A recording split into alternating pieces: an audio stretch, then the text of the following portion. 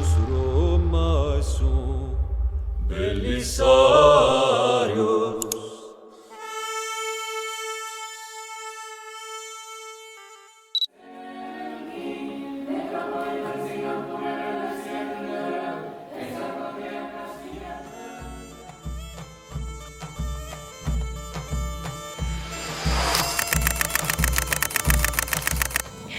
Apa itu ortodoks? Ketika dunia mengenal berbagai macam agama Kristen, ada satu tradisi yang terus bertahan dengan keteguhan pada akar-akar kuno iman, yaitu gereja ortodoks. Kata ortodoks berasal dari bahasa Yunani yaitu ortos, yang berarti lurus atau benar, dan doxa yang berarti kemuliaan atau ajaran. Gereja Ortodoks adalah cabang kekristenan yang bertahan akan ajaran, liturgi, dan tradisi seperti yang diwariskan sejak Konsili Ekumentis pada abad keempat. Berpusat pada pengalaman spiritual yang mendalam, kekayaan liturgi, serta ikon-ikon suci yang bukan hanya simbol, melainkan jendela menuju kekekalan ortodoks bukan hanya sekedar agama, tetapi cara hidup yang terus diwariskan dari generasi ke generasi. Bukan hanya tentang doktrin, ortodoks adalah tentang perjumpaan-perjumpaan manusia dengan misteri ilahi dalam keheningan doa dan keindahan ibadah yang syarat makna.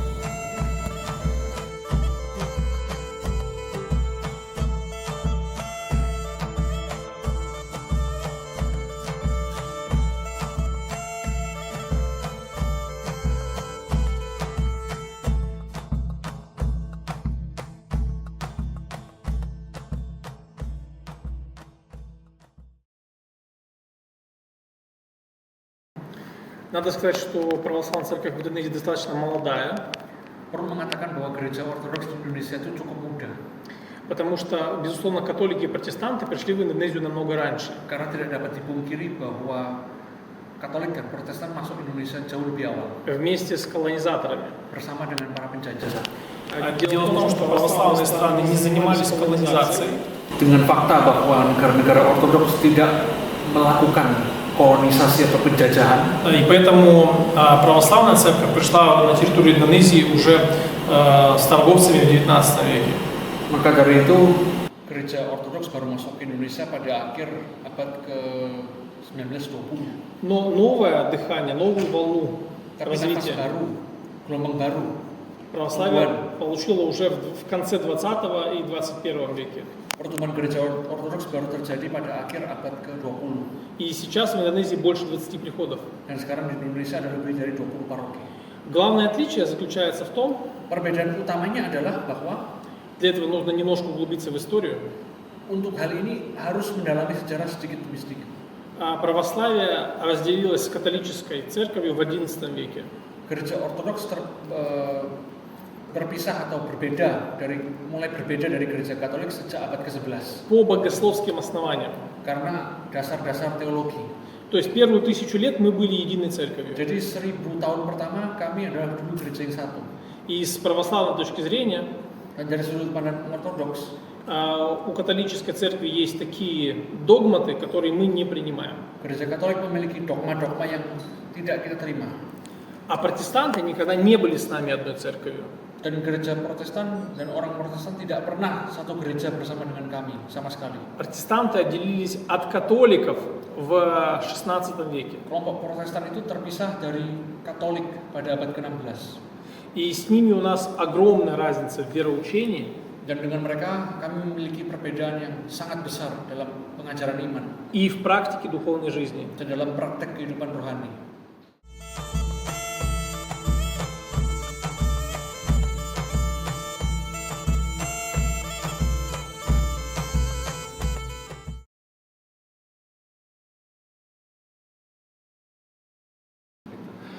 Дело в том, что был один русский человек, который жил в Индонезии.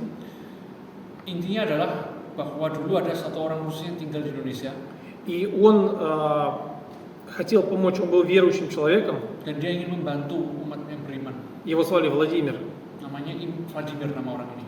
И он предыдущему настоятелю, отцу Иосафу, Dan dia kepada rektor yang sebelumnya, Romo Yosef, он как раз-таки пожертвовал вот землю, которая находилась, не землю, а деньги, да, правильно? Деньги, и земля была куплена именно dan здесь. mempersembahkan uang untuk digunakan untuk pembelian tanah ini, pembangunan gereja ini. И потом уже был построен храм, Baru setelah itu gereja kemudian dibangun, не в таком, конечно, виде, как bukan сейчас. dalam bentuk seperti ini yang sekarang kita lihat tentu saja. То есть храм был перестроен 3 года назад. Gereja ini direnovasi pada 3 tahun lalu. Вот, и поэтому сейчас здесь не просто храм, а как бы целый комплекс. Jadi sekarang ini bukan sekedar gereja tapi satu kompleks. Храм, приходской дом, Gereja, rumah paroki, вот, поэтому вот так. jadi seperti itu.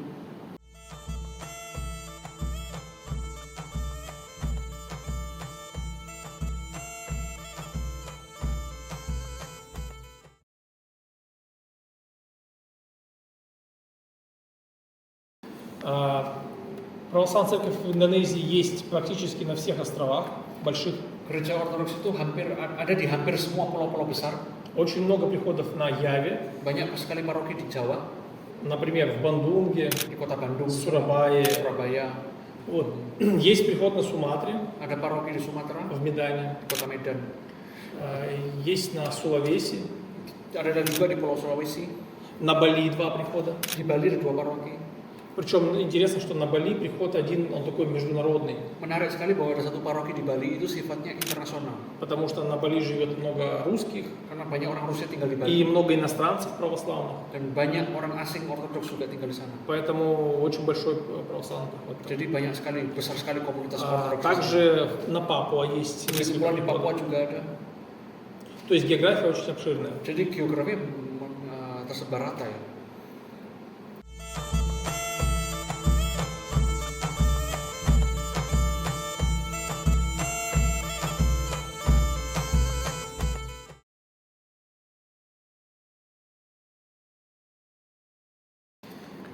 Дело в том, что есть 3 основные вещи, которые человек находит в церкви. Tri. 3. Ada 3 hal dasar yang dijumpai oleh orang di gereja. Во-первых, это, конечно, таинство. Pertama-tama tentu saja adalah misteri. То есть для нас главным событием в церковной жизни является служение литургии. Jadi bagi kita kegiatan rohani yang tertinggi dalam kehidupan Ortodoks itu Во adalah liturgi. время которой мы соединяемся со Христом. Yang pada saat tersebut kita bersatu dengan Kristus. Но чтобы, например, войти в церковь, Tapi supaya bisa masuk ke gereja, человек должен креститься. orang tersebut harus dibaptis. Соответственно, священники крестят людей. Dengan begitu para imam ini membaptis orang-orang. Священники венчают людей, семейные пары. Para imam juga menikahkan pasangan. Jadi orang yang mau berkeluarga. Если человек хочет покаяться в своих грехах, он приходит на исповедь. Ketika ada orang yang ingin berdosa, yang bertobat dari dosa-dosanya, maka orang ini akan maju untuk mendapatkan pengampuan dosa. То есть таинство церкви. Jadi misteri gereja. Второй важный момент церковной жизни Momen kedua dalam kehidupan gereja – это учение, учеба. itu adalah pengajaran. Последний вот этот. Священник учит их, как молиться, Jadi Romo mengajarkan bagaimana cara berdoa, как поститься. cara berpuasa. Вместе с ними изучает Священное Писание. Bersama dengan mereka mempelajari kitab suci. То есть они учатся вместе. Jadi mereka belajar bersama. И третья важная часть церковной жизни Dan bagian ketiga dari kehidupan gereja – это душепопечение. itu adalah pengharapan bagi jiwa. Когда священник помогает своим прихожанам идти по духовному пути. Ketika Romo membantu jemaatnya untuk menempuhi jalan rohani, Отвечает на вопросы, menjawab pertanyaan-pertanyaan mereka, помогает решать конфликты какие-то. membantu menyelesaikan konflik apapun. Вот, то есть это 3 основные стороны церковной жизни. Jadi ini adalah 3 sisi kehidupan gereja.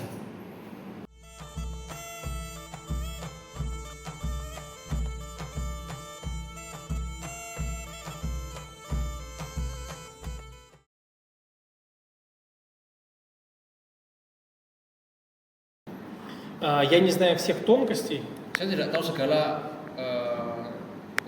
titik-titik halusnya, но я читал в Панчасиле tapi saya baca di Pancasila, первый пункт sila pertama, вера в единого Бога. ketuhanan yang Maha Esa. И вот православная церковь действительно, она Gereja Ortodoks secara sungguh может очень гармонично bisa sangat berharmonis стать частью индонезийского общества. menjadi bagian dari masyarakat Indonesia. Потому что все те принципы панчасилы православные христиане как бы применяют в своей жизни. Karena semua prinsip-prinsip dalam sila-sila di Pancasila itu diterima oleh umat Kristen Ortodoks dalam kehidupan mereka sehari-hari.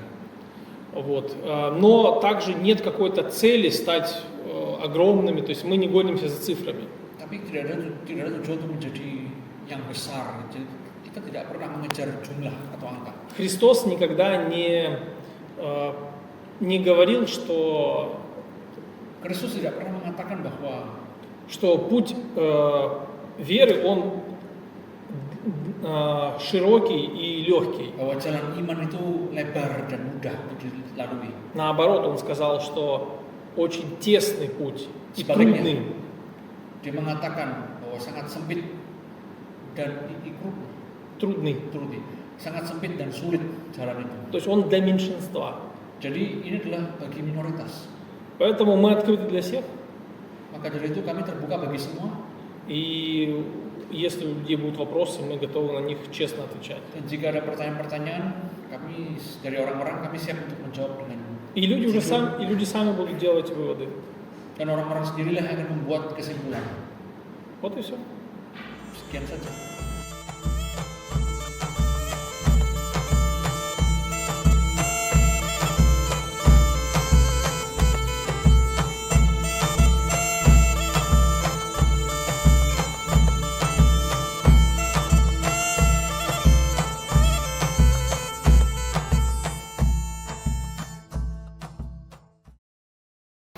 Jadi jemaat itu tergabung dari orang-orang sekitar sini dan orang-orang Jawa. Jadi itu biasa campuran antara orang Indonesia dan orang Rusia. Jemaat yang tercatat di sini kalau hitung berdasarkan jumlah jiwa ya, bukan kakak ya. Kalau jiwa itu mendekati sekitar 200-an orang.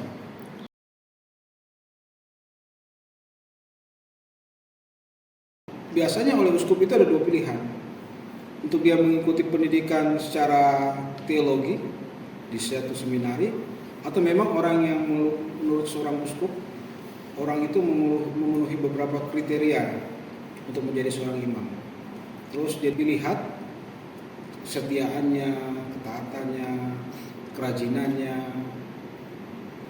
Nah, dari situ baru dia masuk ke dalam jenjang demi jenjang. Jenjang pertama itu biasanya dia menjadi seorang reader dulu, reader atau berupa seorang pembaca, atau dia menjadi seorang putra altar atau putra mesbah atau misdina.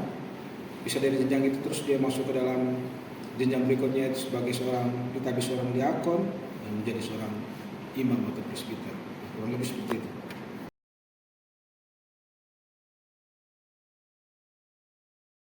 Kristen. Karena memang di Indonesia kan hanya diakui cuma Kristen Protestan sama Kristen Katolik kan itu sini ya. Karena memang belum di ini. Dulu memang rencananya tuh tidak bisa ditambahkan lagi, itu sebenarnya ingin diajukan, nggak bisa. Ada juga yang tulisnya Katolik. Tapi misalnya kayak saya kan aslinya kan Protestan.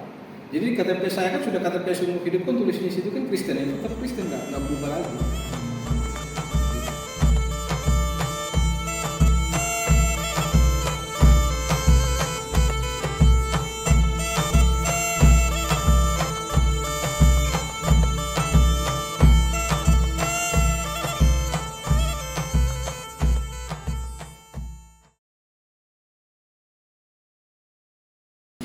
Dari teman saya. Jadi saya dulu datang ke rumahnya, awalnya itu kan orang tuanya itu anggota saya di multi level. Nah, terus saya sering datang ke rumahnya. Saya mulai bertanya-tanya gitu. Mereka ini agamanya apa sih? Kok pakai kerudung gitu kan? Muslim tidak gitu. Jadi saya tahu dari teman saya. Saya itu sudah ke gereja A, sudah ke gereja B, ke gereja C. Terus ada studi banding lah bagi saya. Selama ini saya mencari sesuatu, tetapi saya berpikir siapa yang bisa menjawab pertanyaan saya. Kenapa?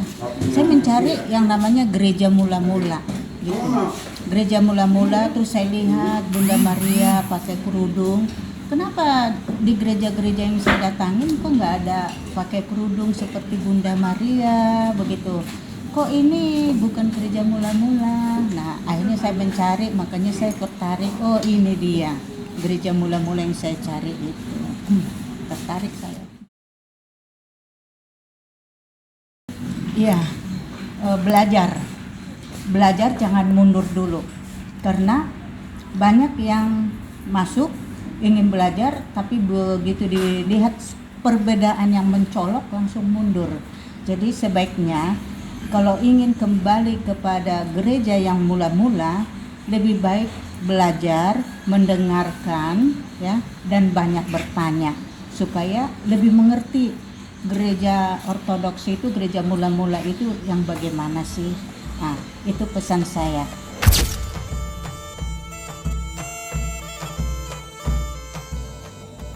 Dalam keheningan doa, dalam kilau cahaya lilin, dan dalam nyanyian yang menggema dari dinding-dinding gereja tua, gereja ortodoks hadir bukan sekedar sebagai bentuk ibadah, tetapi sebagai warisan iman yang hidup.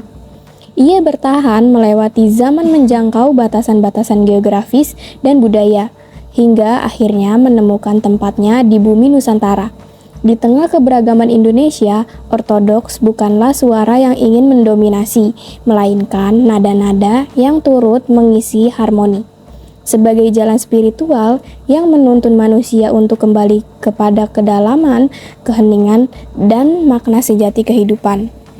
Dan meskipun jumlahnya tak besar, komunitas ortodoks di Indonesia berdiri teguh, karena kekuatan iman tidak diukur dari jumlah, tetapi dari kesetiaan. Inilah kisah gereja ortodoks, kisah tentang pencarian, perjumpaan, dan perwarisan iman yang terus berdenyut dari masa lalu menuju masa depan.